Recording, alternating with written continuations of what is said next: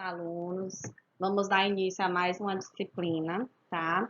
Que é a disciplina Docência do Ensino Superior. Está aí todos os meus dados, tá? Sou a professora Juliana, aí está meu e-mail e meu WhatsApp, caso alguém queira ter algum contato comigo. Bem, gente, essa disciplina é uma disciplina que vai nos orientar sobre as metodologias e as práticas didáticas referente ao ensino superior. Essa disciplina nos dará autonomia para ministrar aulas no ensino superior, porque são as metodologias autorizadas para cada contextualização do curso que a gente está fazendo, tá? Então, essa disciplina é que nos autoriza a estar em sala de aula, a estar presente. É ela que nos dá o direcionamento, quais são as práticas, né? Avaliativas, quais são as práticas didáticas em relação à disciplina, em relação à nossa dinâmica dentro de sala de aula. Dando início a ela, a gente vai para o nosso primeiro slide. Bem, dando início ao nosso primeiro slide, a gente tem uma série de sinônimos, né? Uma série de palavras relacionadas à didática, direcionadas, né? Ligadas à didática. A primeira palavra é arrumação, ou seja, é arrumar, organizar, né? Algo para que a gente possa ter entendimento desse algo. Ordem, logicidade, clareza, simplificação. Então, a didática ela tem que estar voltada nesses sinônimos, né, em relação ao conhecimento da matéria, ao conhecimento do conteúdo, ao conhecimento da disciplina. Mas também ela está ligada ao rigor, ao bitolamento, à limitação, à quadratura em relação ao conteúdo. E o que isso significa? Significa que o exercício da didática é regular em todos os níveis de ensino e seria responsável pelo desprestígio. O que isso quer dizer?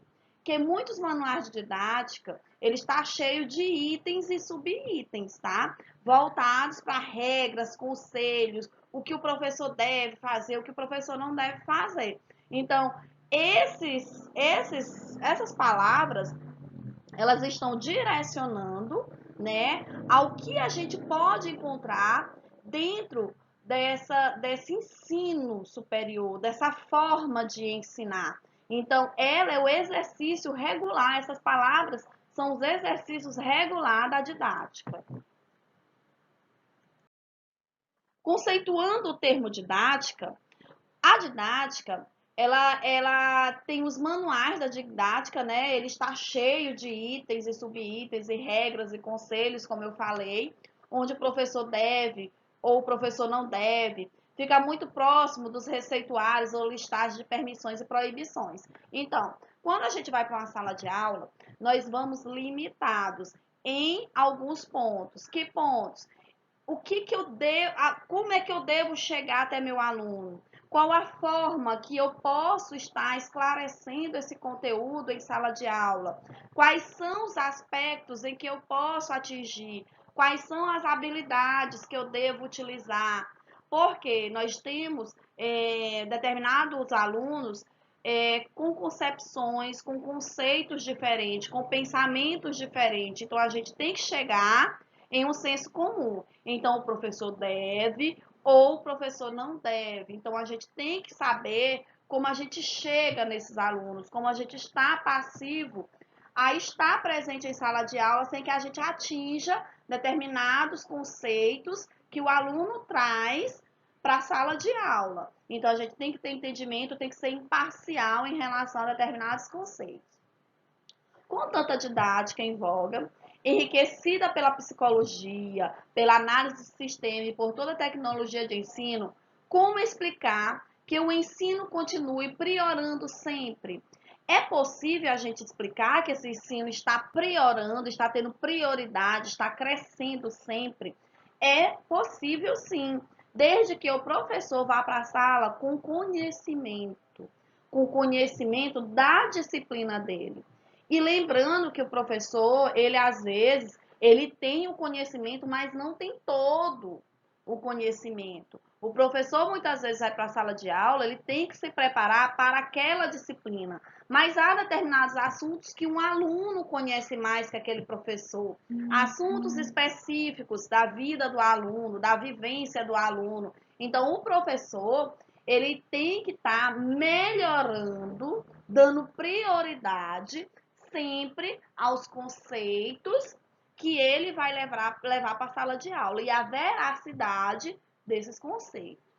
Esses elementos estão sendo utilizados, muitas vezes o professor está utilizando todas as formas de se ensinar, todas as formas que ele aprendeu a ensinar. Então, o professor se prepara, então, esses elementos de ensino, os elementos da tecnologia, dos sistemas, da psicologia, do entender, do entrar no eu do aluno, muitos professores estão utilizando. Haverá em seu emprego uma dose mínima de consciência da adequação do espírito de busca e pesquisa. Então, dentro do nosso emprego, a gente tem que buscar essa consciência, essa adequação, essa pesquisa em relação ao que a gente não conhece do conteúdo, tá? De sala de aula. Tudo acontece na simples cópia ou transplante do modelo inadequados à realidade brasileira. Muitas vezes, o nosso ensino, a gente pode dizer que é um tipo de aprendizado junto com o aluno. Então, muitas vezes, a gente faz sim cópias de materiais, esse transplante, esse modelo de ideias de outras pessoas para dentro da nossa sala de aula. Nós, professores, estamos a todo momento nos reciclando, né? Então, como a gente pode saber se o caos do ensino não seria bem maior, né? Se a gente não procurasse nos qualificar, nos pós-graduar. Muitos professores se pós-gradua pela questão não só da necessidade de sala de aula, mas o professor muitas vezes se pós-gradua para satisfação pessoal, para alimentar muitas vezes a questão salarial, né? A gente pode dizer assim, porque muitas vezes no plano de cargos e salário, quanto mais pós, mestrado, doutorado o professor tem, mais o professor ganhará. Mas muitos professores, outros professores, se pós-gradua por uma necessidade e satisfação de elevar, né, e de levar esses conceitos para a sala de aula. O momento pedagógico é dos piores. Reflete os problemas da sociedade doente, inflacionada, violenta e desigual. O professor ele vai para a sala de aula sem nenhum aparato, né? Aparato de segurança, aparato de material, aparato de alunos mesmo, né? Então, os alunos chegam muito crus em sala de aula. Então, o professor ele tem que fazer o papel de desdobramento e fazer aquele papel de conquistar, né? De conquista da turma para poder ele trabalhar com maior tranquilidade. Abrir a sua didática com maior tranquilidade. Enfrentar o amanhã com armas de ontem, garantir previamente a derrota. Então, o professor, todos os dias, ele vai com o desejo, com suas limitações, né? Da estrutura, limitações estrutural, limitações do sistema. Então, o professor, ele tem que garantir que essa ordem continue e que ele esteja preparado para uma possível derrota. Desistir de lutar sob o pretexto de falta de equipamento é covardia. Então, o professor tem que ter planos, né? Se ele não conseguiu com o plano A, ele vai conseguir com outros planos. Então, se ele tem uma lousa, se ele tem um quadro agir, se ele tem um data show, se ele tem um computador e a escola ou a instituição não oferece isso a ele, o professor vai buscar esses equipamentos para ele. Não há verbas, não há material, mas o recurso humano é mais válido. Então, o conhecimento, o recurso humano, que são o fator principal, o instrumento principal do professor é o aluno.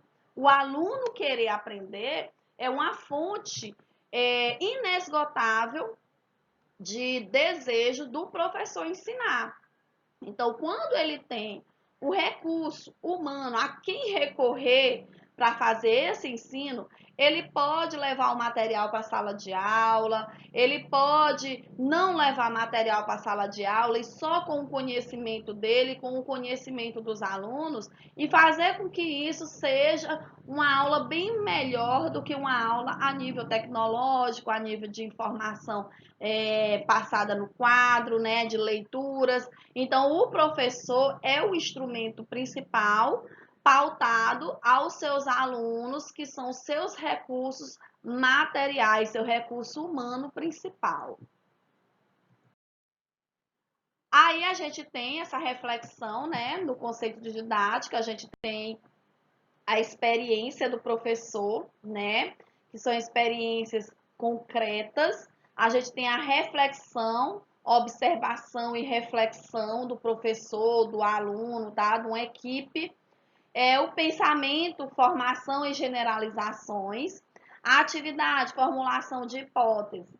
É muito importante que o professor tenha essa consciência de que a sua experiência pode ser transformada em reflexão, pensamentos, que esse pensamento e essas reflexões podem ser atenuadas nas atividades, onde o aluno irá gerar o seu pensamento, a sua reflexão, vai formular suas hipóteses. Então, o professor, ele vai passar todo o seu conhecimento, todas as suas experiências, suas ações, os seus exemplos para o seu aluno. E o aluno tomará isso como uma forma de possivelmente ensinar aos seus possíveis alunos. Então, isso é que é legal dentro da educação.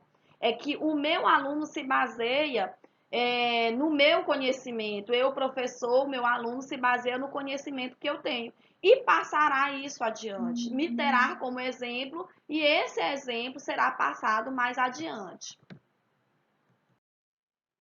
A vivência é preferível à permanência no exercício didático isolado ou atomizado, né? Ser professor é conseguir integrar de forma harmônica, humana e com amor as habilidades antes treinadas em separados. Eu, quando era aluna, eu treinava separadamente essa forma de ministrar a aula.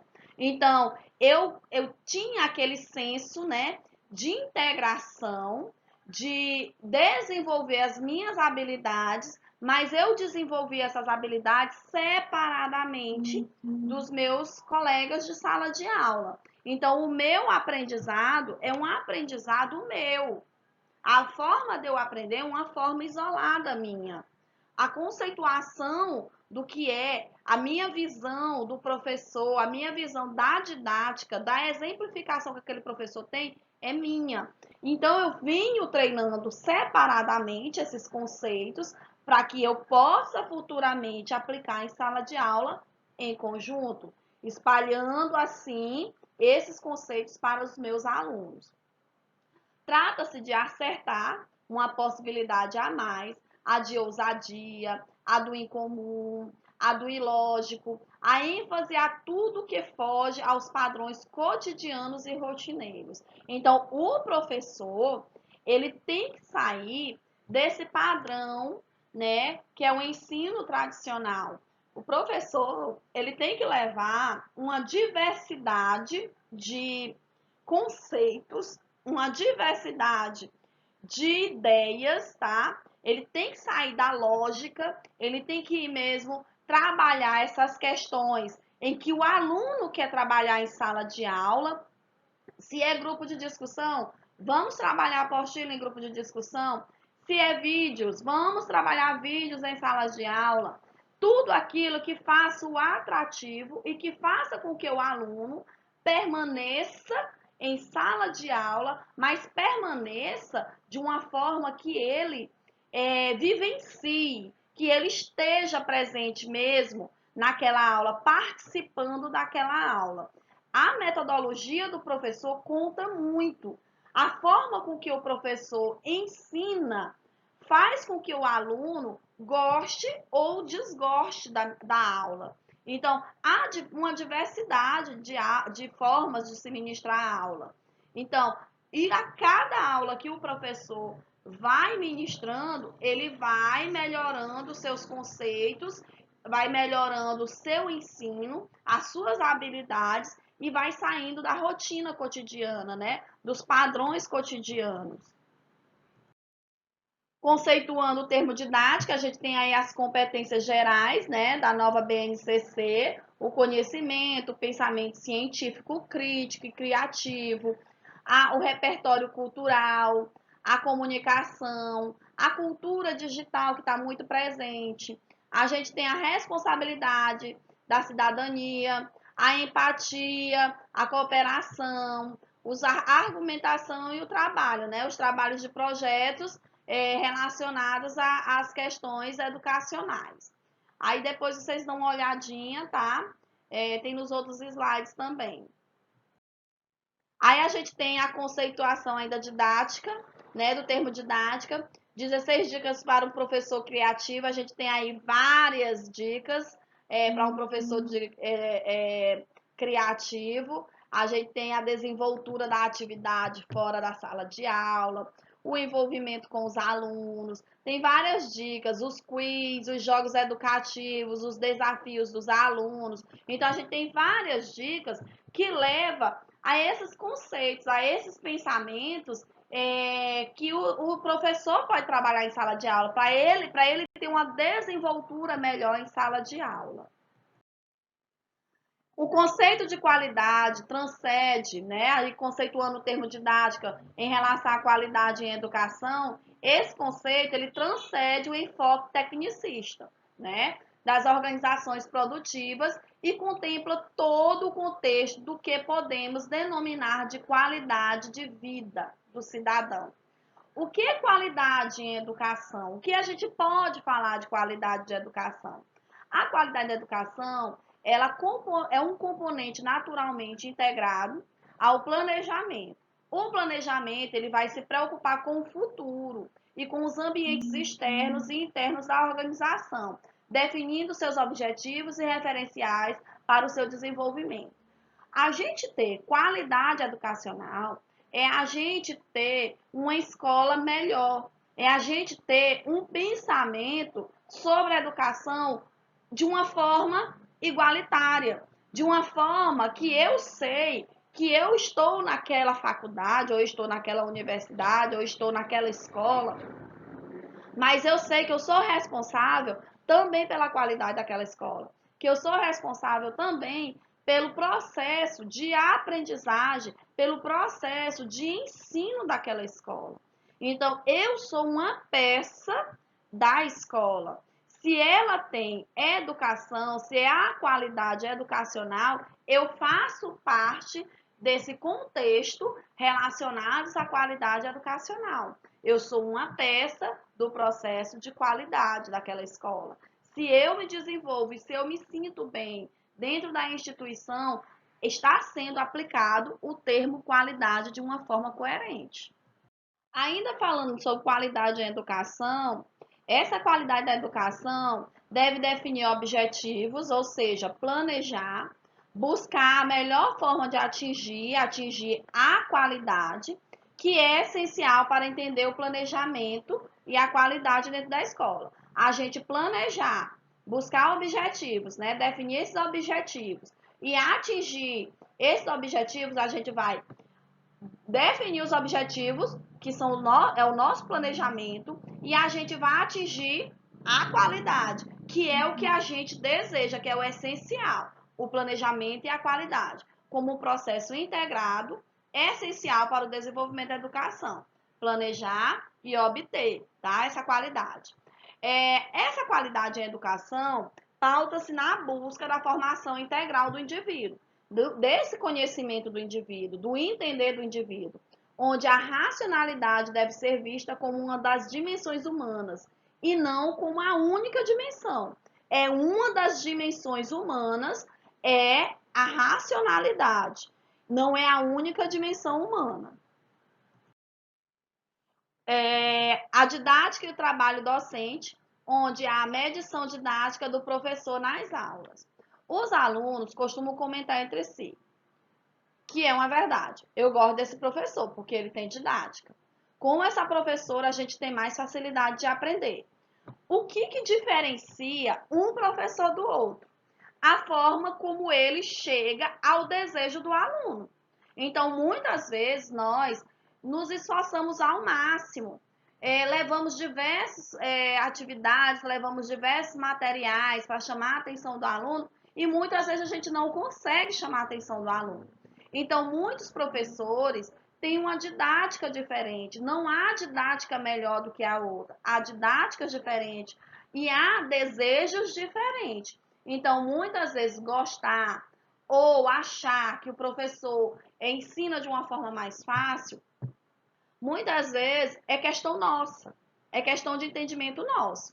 Os alunos estão, na verdade, querendo dizer que esses professores têm um modo acertado de dar aula, na concepção deles, que ensina bem, que com eles, de fato, aprendem.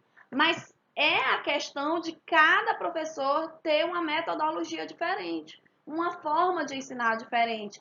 Cabe a nós nos adaptarmos como aluno ao ensino daquele professor e entender que aquele professor ensina daquela forma porque é a forma mais fácil ou muitas vezes é a forma como aquele professor aprendeu e outras vezes a gente se identifica ou a gente pede para aquele professor mudar a sua habilidade, mudar a forma. Aí a gente diz, professor, seria melhor se o senhor utilizasse isso, seria melhor se o senhor utilizasse outra forma, seria melhor um vídeo em sala de aula, seria melhor as aulas comentadas, as aulas escritas. Então, cabe essa necessidade ao desejo de cada aluno.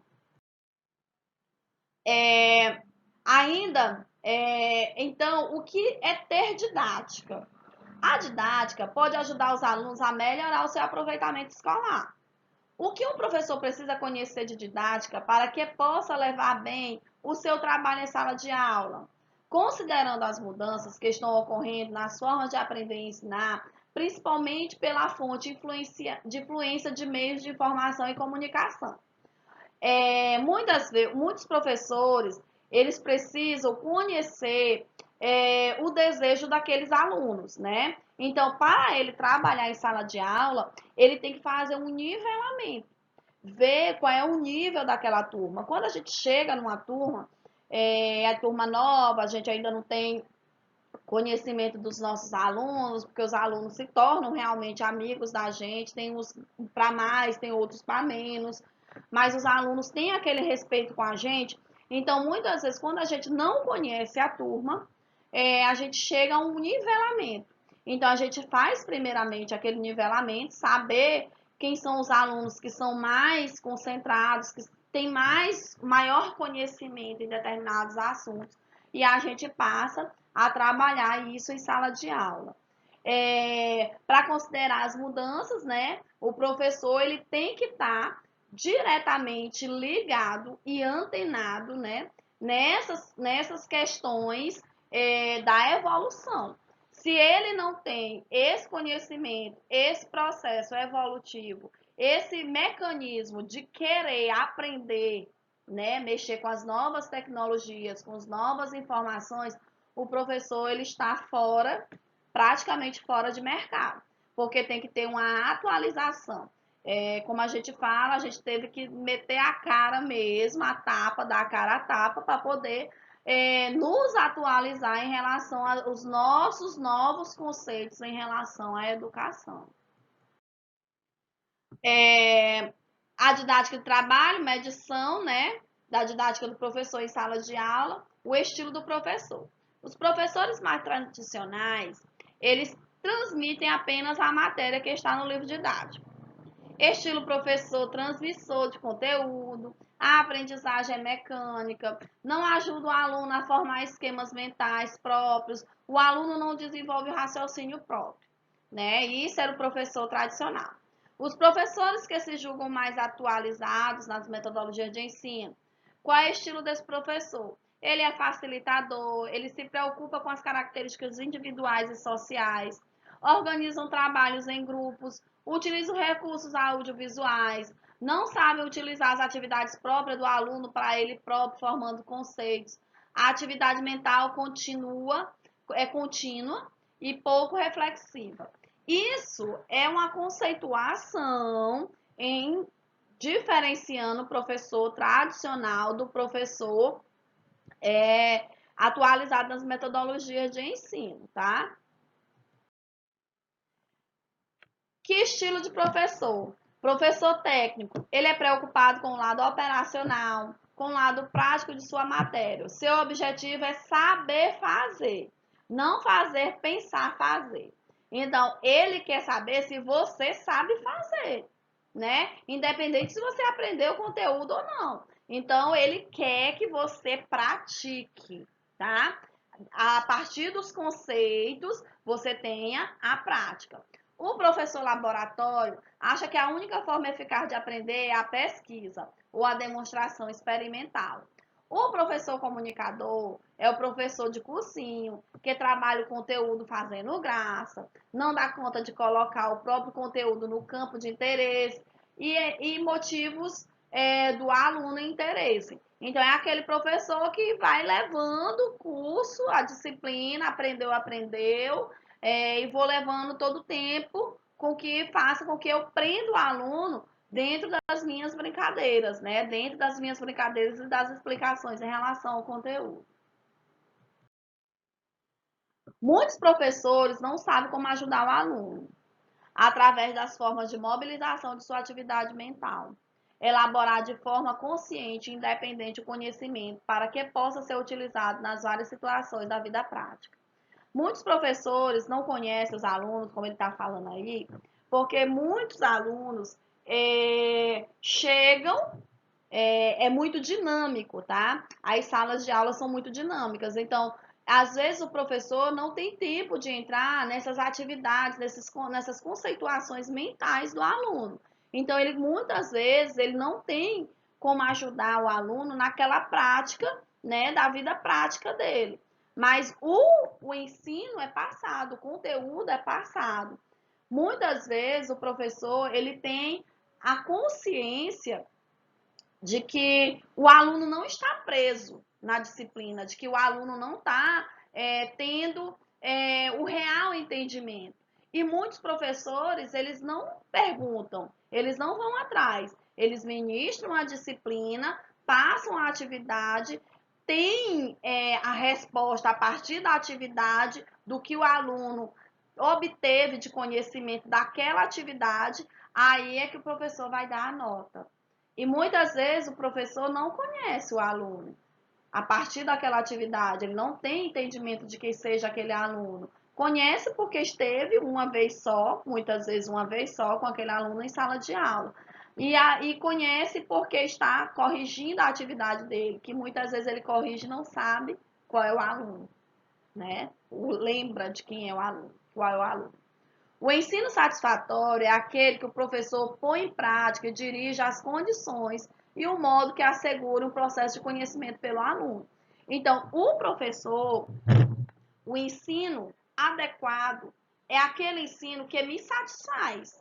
É aquele ensino que satisfaz o próprio professor de dizer, eu passei o conteúdo, os meus alunos aprenderam, saíram com um conceito em relação à disciplina. Então, o ensino satisfatório para o professor é aquele que ele mesmo sai dizendo e que tem consciência de que ensinou da forma que era para ser ensinado e que os alunos saíram aprendendo aquele conceito, aqueles conceitos em relação à sua disciplina. Segundo a teoria, né, de Vygotsky, falando sobre uma pedagogia que valoriza os conteúdos e as ações mentais, tá, gente? Segundo a teoria cultural de Vygotsky, a gente viu na nossa avaliação da aprendizagem sobre a teoria cultural, histórico-cultural, o objetivo do ensino é o desenvolvimento das capacidades mentais, tá? e das subjetividades dos alunos através da assimilação consciente e ativa dos conteúdos, em cujo processo se leva em contato a motivos dos alunos, a contar os motivos dos alunos. Então, nós, professores, não devemos chegar e só jogar o conteúdo. O aluno, ele tem que ter essa ideia e essa capacidade de entendimento do conteúdo, ter essa assimilação, essa consciência ativa, para que, para que a gente saia de sala de aula satisfeito com o que a gente trabalhou, com o que a gente estudou realmente, para obter uma resposta, na verdade, dos alunos. Eu saber que eu saí de sala de aula e meus alunos assimilaram conscientemente, né? Tiveram o conteúdo passado de uma forma consciente e que as capacidades mentais deles souberam assimilar todo o conteúdo passado. O ensino é meio pelo qual os alunos se apropriam das capacidades humanas, formadas historicamente, objetivadas na cultura material e espiritual, que se dá pela aprendizagem de conteúdos e habilidades, atitudes formadas pela humanidade ao longo da história. Então, a gente vê que o ensino, para que ele tenha uma determinada concepção intelectual, uma determinada objetividade em relação aos conteúdos, né, às disciplinas, a gente vê que há uma evolução nisso. Quando a gente vê que há uma evolução, que o que eu aprendi hoje está sendo passado para amanhã, depois de amanhã, para os meus alunos, e assim sucessivamente, eu vejo que eu tenho uma evolução ao longo da história. Então, a educação, o ensino, a transmissão de conhecimento, ele tem uma determinada evolução ao longo dos tempos.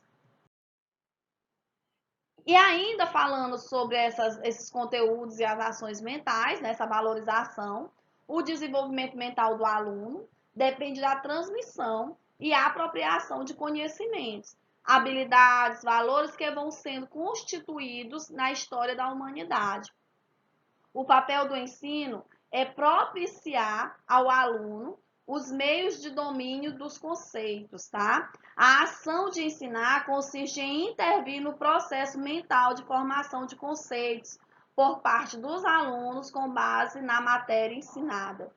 As relações intersubjetivas na sala de aula implicam na compreensão dos motivos dos alunos.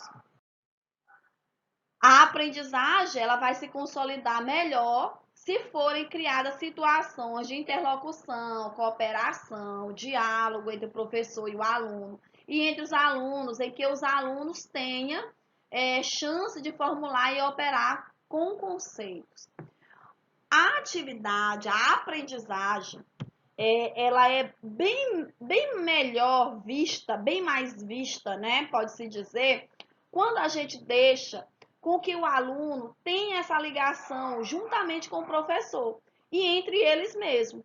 Quando o aluno tem essa ligação, é mais fácil do aluno se chegar e tirar suas dúvidas, né? Desenvolver a capacidade intelectual dele, estando mais próximo dos professores e tendo essa liberdade de estar confabulando, de estar se autocriticando, de estar formulando ideias junto com os outros alunos. Então, essas liberdades intelectuais é que tem que existir dentro de sala de aula, para que a aula transcorra de uma maneira que a gente nem sinta que essa aula está ocorrendo.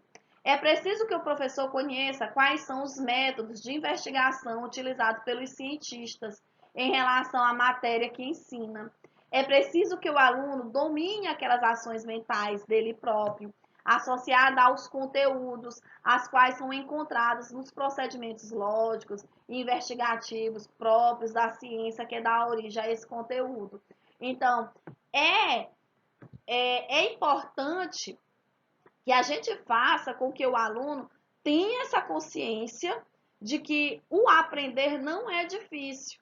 Ele tenha esse domínio das ações mentais dele em relação aos conteúdos, né? Em relação ao que é trabalhado em sala de aula, a forma que é trabalhada em sala de aula e a forma com a qual eu estou absorvendo aquele conteúdo. Ao professor, não basta dominar o conteúdo, é preciso que ele saiba mais 3 coisas. Que coisas são essas? Qual é o processo de pesquisa pelo qual se chegou a esse conteúdo? Ou seja, a epistemologia da ciência que ensina. Qual é o conteúdo? De onde foi que ele tirou esse material? Tá? Então, é necessário que o professor saiba de onde ele está tirando todo o seu conhecimento.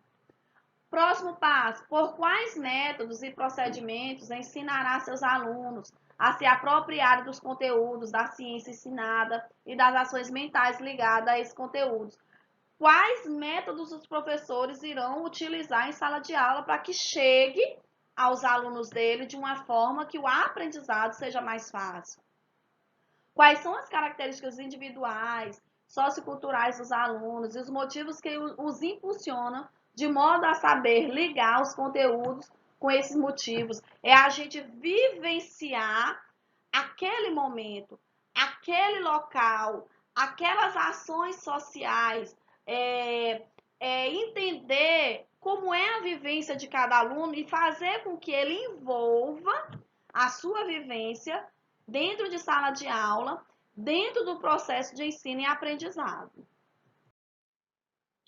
Para Castells, a tarefa das escolas e dos processos educativos é o de desenvolver em que está aprendendo a capacidade de aprender. Morim, ele expressa as exigências de se desenvolver uma inteligência geral que saiba discernir o contexto, o global, o multidimensional e a interação complexa dos elementos.